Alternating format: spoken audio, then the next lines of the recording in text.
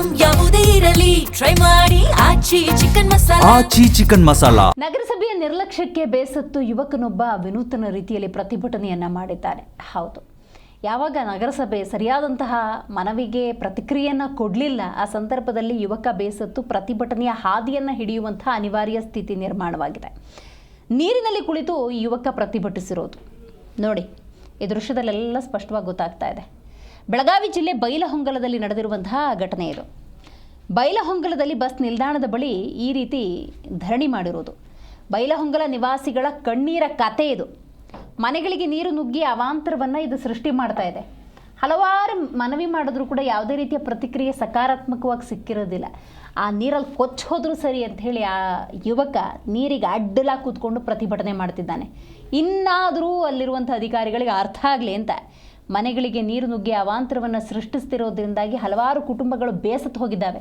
ನೋಡಿ, ಅಲ್ಲಿ ಒಂದು ಶ್ವಾನ ಯಾವ ರೀತಿ ಕೊಚ್ಕೊಂಡು ಹೋಗ್ತಿದೆ ಅನ್ನೋದನ್ನು ಕೂಡ ಗಮನಿಸ್ಬೋದು ಈ ದೃಶ್ಯದಲ್ಲಿ. ಅದು ಕೂಡ ಸ್ಪಷ್ಟವಾಗಿದೆ. ನೀರಿನಲ್ಲಿ ಕೂತು ವಿನೂತನವಾಗಿ ತನ್ನ ನೋವನ್ನು ತೊಳ್ಕೊಳ್ಳೋಕ್ಕೆ ಅನ್ಯ ಮಾರ್ಗವೇ ಇಲ್ಲ ಅಂಥೇಳಿ ಆ ಹರಿಯೋ ನೀರಲ್ಲಿ ಅಡ್ಡಲಾಗಿ ಕೂತು ಯುವಕ ಮಾಡ್ತಿರುವಂತಹ ಪ್ರತಿಭಟನೆ. ಬಟ್ ಈ ರೀತಿಯ ಪ್ರತಿಭಟನೆಗೂ ಕೂಡ ಪರವಿರೋಧ ಚರ್ಚೆಗಳು ಬರ್ತಾ ಇರುವಂಥದ್ದು.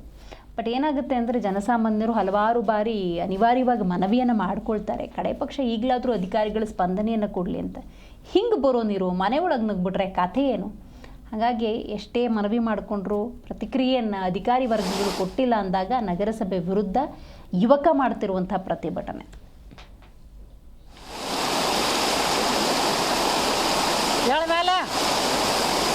ನೀರು ಜೋರ ಐತೆ ಹೇಳು, ಹೇಳು ಹೇಳು ಹೇಳು, ಜೋರ ಐತೆ ಹೇಳ, ನೀರು ಜೋರ ಐತೆ ಹೇಳ, ಹೇಳು ಹೇಳು, ನೀರು ಜೋರ ಐತೆ ಹೇಳ.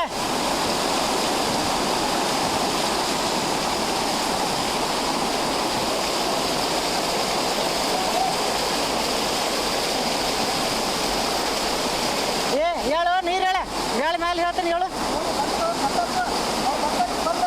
ಹೇಳು ಹೇಳು ನೀರು.